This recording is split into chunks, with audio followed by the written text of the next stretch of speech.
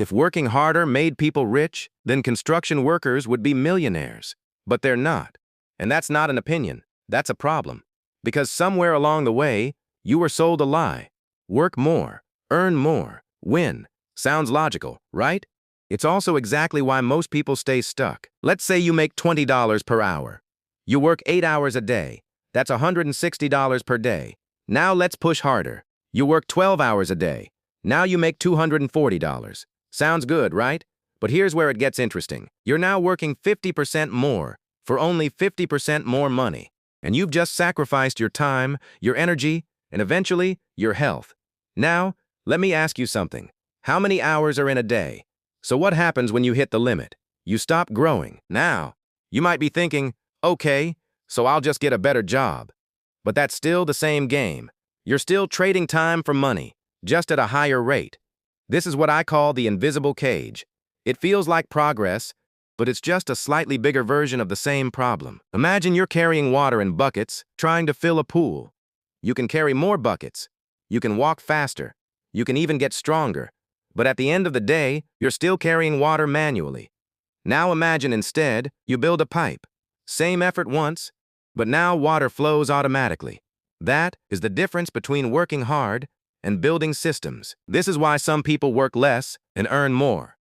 Not because they're lucky, not because they're smarter, but because they stopped selling time and started building leverage. Leverage means one action creates multiple results. For example, if you work 1 hour and get paid once, that's linear. If you work 1 hour and that work keeps paying you again and again, that's leverage. This is where the game changes. Let's compare two people.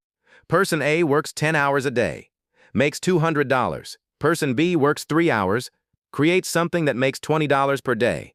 At first, person A is winning, but after 10 days, person B is making $200 without working again. After 30 days, $600. After a year, over $7,000 from one action. This is what the majority of people don't see. So why doesn't everyone do this? Because it feels slower at the beginning. Humans are wired for immediate reward. You work, you get paid. Simple, addictive. But building systems, you work and get nothing at first. That feels wrong. It feels risky. So most people quit right before it starts working. Now, you might be thinking, I don't have time for that. But here's the truth. You don't have time not to. Because if you keep working only for money, you'll always need to work forever. Here is where it gets really interesting. The goal is not to stop working.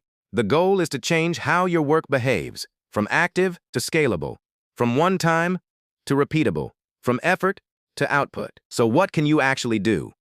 Start here. Step 1. Identify how you currently make money. Is it time-based? If yes, that's your bottleneck. Step 2. Ask yourself, how can I do this once and get paid multiple times? Step 3. Start small. Don't quit your job. Build something on the side. A skill, a system, a digital asset.